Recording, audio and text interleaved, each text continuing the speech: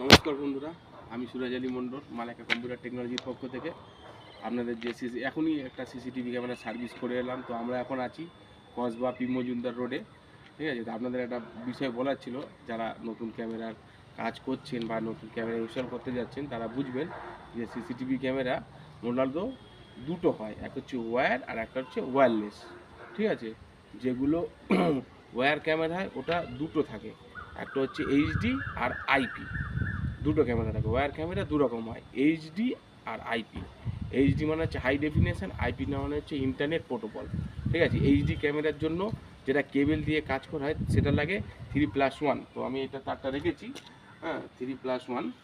এই দেখুন 3+1, এর মধ্যে তিনটে তার আছে, 1 2 3, একটা লাল, একটা কালো, একটা হলুদ। আর এর মধ্যে হচ্ছে সিগন্যাল আছে একটা পজিটিভ, একটা নেট। এটা হচ্ছে 3+1।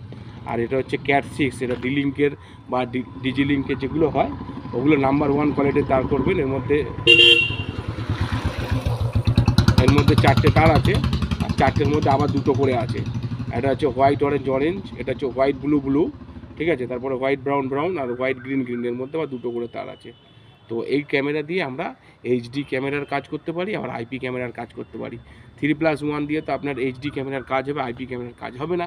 আর যদি আপনারা কোনো জায়গায় CAT6 ইনস্টল করেন তাহলে এটা দিয়ে আপনার এইচডিও লাগবে, আইপিও লাগবে। আর CAT6 ক্যামেরা দিয়ে যদি আমরা এইচডি ক্যামেরা লাগাই তাহলে এখানে আমরা বেলুন জ্যাক লাগিয়ে দেবো। এখানে আমরা বেলুন জ্যাক লাগিয়ে দিলে ক্যামেরা চালু হয়ে যাবে। আর যদি আমরা বেলুন জ্যাক না লাগাই তাহলে আমরা এইচডি ক্যামেরা লাগানো যাবে না, তাহলে আইপি ক্যামেরা লাগালে এখানে RJ45 কানেক্টার দিয়ে করলে কানেকশান কমপ্লিট হয়ে যাবে। ধন্যবাদ।